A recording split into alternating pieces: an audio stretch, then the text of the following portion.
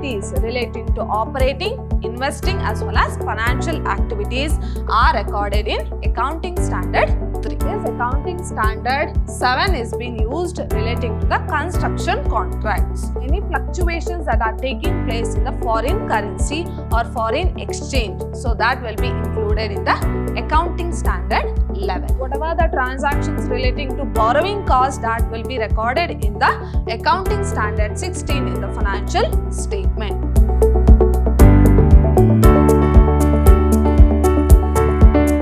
Hello everyone, I am Harshita, lecturer, Department of Commerce, Vidhyaashram First Grade College, the Temple of Excellence, Mysuru. My dear students, today we are in the last session, that is 9th session of Unit 1 of the subject Financial Accounting 1, and this is for first sem BCom student, and the Unit 1 is all about Introduction to Financial Accounting. So already we have discussed few of the concepts, so let us quickly recall what we have discussed in a previous session. So in the previous session, I have covered this topic, that is we have learnt about accounting conventions and we have learnt about difference between accounting concepts as well as conventions. A very important topic that we have discussed is accounting concepts and accounting conventions. Next, we have learnt about what is this accounting standard, need for accounting standard, benefits as well as limitations of accounting standard, and where this accounting standard is being applied, that is applicability of accounting standard. So these are the few concepts what I have already discussed in a previous session. In today's session, we shall continue with list of, that is mandatory accounting standards. So here today I am going to discuss few of the accounting standards which are very mandatory in the accounting. So let us discuss about it. Here is a summary of accounting standards issued by ICAI. So in the last session itself I have told you this accounting standard is being issued by ICAI, that is Institute of Chartered Accountant of India, as well as Companies Rules. So it is being issued by ICAI and Companies Rules 2006, notified by the Ministry of Corporate Affairs and Government of India. So here what you have to remember here, this accounting standard has been issued by ICAI, that is Institute of Chartered Accountant of India, and Companies Rules 2006, and it has been notified by the Ministry of Corporate Affairs, Government of India. These standards are followed by the auditors of financial statements along with the stakeholder. So, whenever an accountant prepares his financial statement, he has to follow all these accounting standards. At the same time, while auditing also, the auditors will follow, and it is being followed by the stakeholders also. Now, we shall see what are the accounting standards. So, individually, we shall discuss few of the accounting standards today. So, the first is policies relating to the accounting disclosure, that is Accounting Standard 1.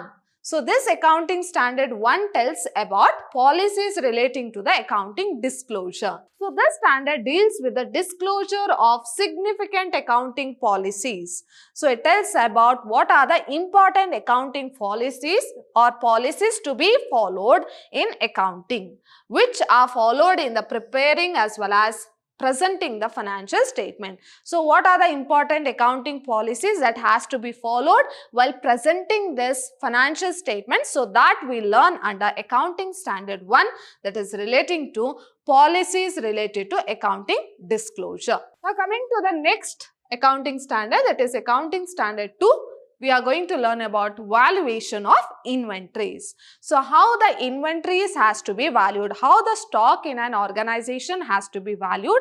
So that will be included in the Accounting Standard 2. So let us see what is it. This standard deals with the determination of value at which the inventories are carried in the financial statement. So how we are going to treat the inventories in the financial statement, or how we are going to consider the inventories in the financial statement, so that we are going to learn under Accounting Standard 2, including the ascertainment of cost of inventories and any written down or write down thereof to the net realizable value. So how the inventories or the stock has to be realized or how it has to be treated in the financial statement, that is Accounting Standard 2. Now coming to Accounting Standard 3, we are going to learn about the cash flow statement. So these are the cash inflow as well as cash outflow, where we are going to record in a particular statement, that is cash flow statement. So this Accounting Standard 3 tells about cash flow statement. So this standard deals with the historical changes in the cash. So it's all relating to the cash and cash equivalent of an enterprise. So here the cash flow name itself says that it is relating to the cash as well as cash equivalents. This is done by preparing a statement popularly called as what? Cash flow statement. I have told you, in cash flow statement, we are going to record cash inflow as well as cash outflow. So for that, we are going to prepare a statement which is known as cash flow statement. This statement classifies the cash flows during the period from operating, investing as well as financing activity. So what type of transactions we are going to record? So we are going to record the activities relating to operating, investing as well as financial activities are recorded in Accounting Standard 3. Now coming to Accounting Standard 4. So here under Accounting Standard 4, we are going to learn about contingencies and events occurring after the balance sheet date. So what we are going to learn under Accounting Standard 4, that is this standard deals with the treatment of contingencies and events that has occurred after the balance sheet date, that is after the preparation of balance sheet date. What are the contingencies or events that has been taken place? So how we are going to treat that? So that we are going to learn under Accounting Standard 4. Now coming to Accounting Standard 5, we are going to learn about net profit or loss for the period, prior period items and changes in the accounting policies. So combinedly we are learning three of the things here. So we are going to learn about the net profit or loss for the period, prior period items. So what are the prior period items and changes in the accounting policies, that is Accounting Standard 5. So this standard should be applied by an enterprise in presenting profit or loss from activities in the normal course of business, extraordinary items and prior period items. So we are going to learn about the profit or loss in that particular period and relating to the extraordinary items or the prior period items. This also includes the changes in the accounting estimates and changes in the accounting policies. So here we are going to learn further more information on accounting policies also. Next one is Accounting Standard 7. So it will not be in the same order. So it will be reverse, or some accounting standard might be skipped also. So here Accounting Standard 7. So it is relating to the construction contracts. So this Accounting Standard 7 is wholly related to the construction contracts. So this standards prescribe the accounting for construction contracts in the financial statement of contractors. So in the financial statement of the contractors, so this Accounting Standard 7 is being used relating to the construction contracts. Next is Accounting Standard 9. So it is related to the revenue recognition. So already we have learnt about revenue recognition concept, which tells that whenever the transaction have taken place, on that day we will record the transaction. It's not that when we actually receive and actually pay. That comes under Accounting Standard 9. So this standard deals with the recognition of revenue in profit and loss account of an enterprise. So where we find this revenue recognition, it is Accounting Standard 9 in the profit and loss account. Revenue recognition is concerned with revenue arising in the course of ordinary activities of an enterprise, such as sale of goods, rendering of services, interest, royalties and dividends. So what we are going to receive, that is revenue recognition, from where we get the revenue. So that will be included in Accounting Standard 9. Next is Accounting Standard 10. So it's all related to the property, plant and equipment. So we call it as PPE. So the objective of this standard is to prescribe the accounting treatment for property, plant as well as equipment, that is PPE. Next is Accounting Standard 11. So it deals about the effect of changes in the foreign exchange rate. So whatever the changes that takes place in the foreign exchange rate, so that are included in the Accounting Standard 11. So Accounting Standard 11 lays down the principles of accounting for the foreign currency transactions and foreign operations. That is, any fluctuations that are taking place in the foreign currency or foreign exchange. So that will be included in the accounting standard 11. Next is accounting standard 12. It's all deal with the government grants. So this standard deals with the accounting for government grants. So there are number of activities like subsidies, cash incentives, duty drawbacks. So all these are included in the accounting standard 12. Next is accounting standard 13. So it is relating to accounting for investments. So whatever the investments that takes place, so that comes under accounting standard 13. So this standard deals with accounting for investments in the financial statement of enterprise and related disclosure requirements. So this financial investment, so whatever the investment that takes place in accounting, that comes under accounting standard 13. Next is accounting standard 14. So it's all relating to the amalgamation of the companies. So this standard deals with accounting for amalgamations and treatment of any resultant goodwill or reserves. So it's all related to the amalgamation and how we are going to treat the reserves as well as goodwill. Next is accounting standard 15. So it's related to the employee benefits. So what are the benefits that comes for the employee? So that will be included in accounting standard 15. The objective of this standard is to prescribe the accounting treatment and the disclosure of the employee benefits in the books of an employer, except for the employee share-based payments. So it is not related to employee share-based payment. Other than that, what are the benefits that are given to the employees? So that will be comes under accounting standard 15. So it does not deals with the accounting and reporting by the employee benefit plans. And also it does not include any of the employee benefit plans. Next is accounting standard 16. So it's related to the borrowing cost. So whatever the transactions relating to borrowing cost, that will be recorded in the accounting standard 16 in the financial statement. So this standard should be applied in accounting for borrowing cost. It does not deal with the actual or imputed cost of owner's equity. So here it's all relating to the borrowing cost. It does not include the amount of equity.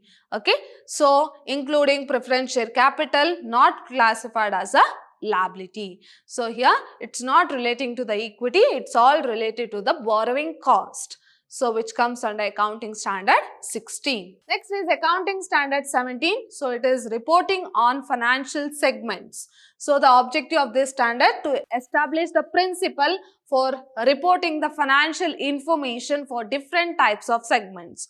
How the financial information, so at the end of the preparation of the financial statement, so that financial information has to be communicated. So how it is being distributed to different segments or products or services and enterprise producers and the different geographical areas in which it operates. So it's all relating to the reporting on financial segments. Next is accounting standard 18. So it is related to disclosure of related party transactions. So it's all related to the party who is related to the transaction. So they are activities or their events will be recorded in the accounting standard 18. So this standard should be applied in reporting the related party transactions between the reporting enterprise. So between the reporting enterprise, whatever the transactions that takes place, that includes under accounting standard 18. The standard applies to the financial statements of each reporting enterprise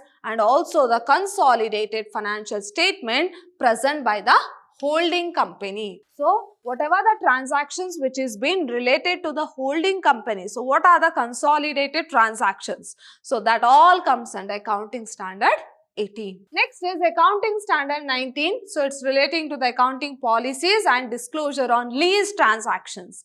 So here we have to note this. So it is related to the lease transactions. So the objective of this standard is to prescribe the appropriate accounting process that takes place in the lease transactions. So whenever leasing takes place, what are the transactions that happens there? So they all comes under accounting standard 19. Next is accounting standard 20. So it is relating to per share earnings, or we call it as earning per share. So what is the earnings that we get on a particular share? So Accounting Standard 20 prescribes principles for the determination as well as presentation based on EPS, that is earnings per share, which will improve the comparison of the performance among different enterprise. So when we compare from one enterprise to another enterprise depends on the EPS.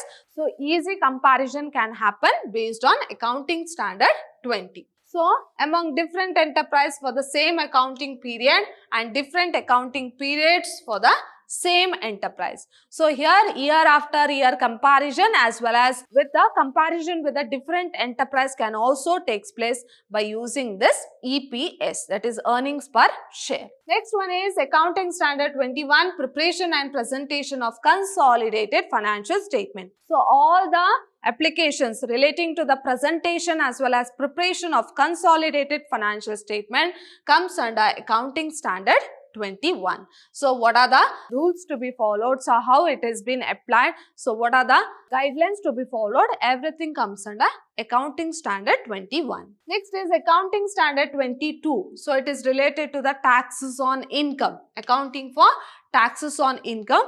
The objective of this standard to prescribe the accounting treatment of taxes on income, since the taxable income may be significantly different from the income displayed in the financial statement due to many reasons. So whatever the amount which is shown in the financial statement, so we cannot tell that whole amount is taxable. So what is the amount that is been taxable? So that will be included in the Accounting Standard 22. Next is Accounting Standard 23. So it's relating to the accounting for investments on associates. So what are the investments which are made on associates? So that comes under Accounting Standard 23. So this standard should be applied in accounting for investment in associates in preparation and presentation of the consolidated financial statement by an investor. So by preparing the consolidated financial statement, so the transactions relating to the investments in associates, so that comes under Accounting Standard 23. Next is Accounting Standard 24. So this is discontinuing operation, or the transactions relating to discontinuing operations are included in the Accounting Standard 24. Next is Accounting Standard 25. So we are come across interim financial reporting. So what do you mean by interim? On a short duration, we are going to report the financial statements. So that all comes under Accounting Standard 25. So this standard applies if an entity is required or elects to publish the interim financial report. So instead of presenting the financial report at the end of the financial year, so based on the demand, so here the financial statement can be prepared for every 3 months or for every 6 months. So those comes under Accounting Standard 25. The prime objective of this standard is to prescribe the minimum content of an interim financial report. So in order to make the interim financial report too short, this Accounting Standard 25 is being used. So this standard also prescribes the principles for the recognition and measurement of financial statement for the interim period. So this helps in preparing the financial statement for a shorter period, that is interim period. Next is Accounting Standard 26. So it's all related to the intangible assets. The transactions or the applications of accounting relating to intangible assets are included in the Accounting Standard 26. Next is joint venture. Accounting Standard 27 is related to the joint venture reporting of interest in the financial statement. So in the joint venture also they have to prepare the proper financial statement. So how they are going to prepare? So that we learn under Accounting Standard 27, where we are completely going to learn about the joint ventures. Next, Accounting Standard 28. So it is relating to the impairment of assets. Now, what is this impairment of assets? The objective of Accounting Standard 28 is to prescribe the procedure that an enterprise applies to ensure that its assets are carried at no more than their recoverable amount. So here the assets cannot be carried on their recoverable amount. Impairment of assets are included in Accounting Standard 28. The assets can be reported as impaired if its carrying amount exceeds the amount to the recovered through the use or sale of the asset. So, if the value is more than the actual amount, so they all comes under impairment of assets, that is accounting standard 28. Next is contingent liabilities and contingent assets and provisions. We are going to learn under accounting standard 29. Just we have to know on which standard what we are going to learn. So, this contingent liability and contingent assets and provisions we are going to learn under accounting standard 29. So, these are the few list of mandatory accounting standards. Now, coming to accounting standard list which are non-mandatory in nature. So, here ICAI, that is Institute of Chartered Accountant of India, announced withdrawing the following accounting standards. So, they have withdrawn certain accounting standards like accounting standard 30, which was based on financial instruments, recognition and measurement, and accounting standard 31, that is financial instruments presentation, and accounting standard 32, financial instruments disclosure. So, they have withdrawn these accounting standards which have considered as it is not mandatory. Now, let us see what is the difference between IFRS and Indian accounting standards. So, IFRS stands for International Financial Reporting Standard. So, let us see what is the difference between these two. IFRS stands for International Financial Reporting Standard. So, it is prepared by IASB, that is International Accounting Standard Board. So, here International Accounting Standard Board prepared this IFRS, that is International Financial Reporting Standard. So, it is used in 144 countries and is regarded as one of the most popular accounting standard.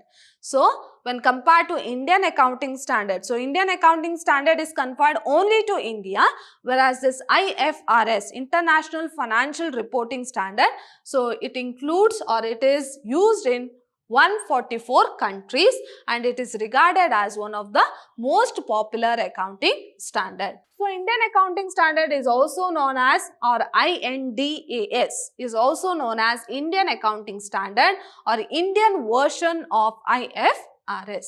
So, it is an Indian version of IFRS because it is only confined to India. So, Indian accounting standard or INDAS, that is Indian accounting standard, is used in the context of Indian companies. So, based on the Indian company, this Indian accounting standard is being framed. So, this is the introduction about IFRS and Indian accounting standard. Now, coming to the difference between these two. So, let us see what are the main difference here.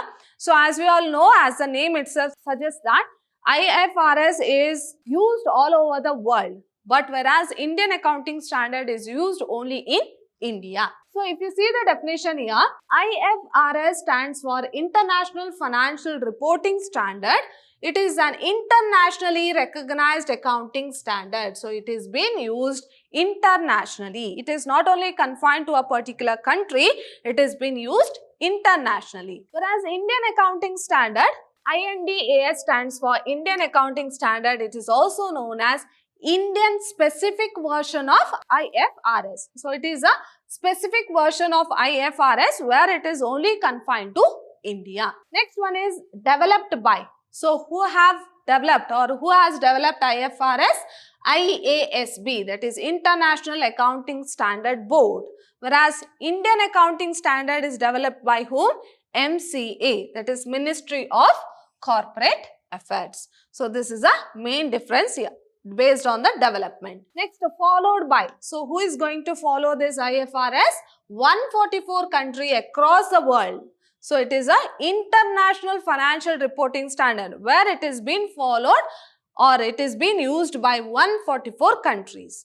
Whereas Indian Accounting Standard is used only or it is being followed only by India. Next one is disclosure. Companies complying with IFRS have to disclose as a note that the financial statement comply with IFRS. So, whenever they use this IFRS and prepare the financial statement, they have to disclose that they have used this IFRS. Whereas Indian accounting standard such a disclosure is not mandatory. So such type of disclosure, that is they disclosing that they have used the Indian accounting standard and prepare the financial statement.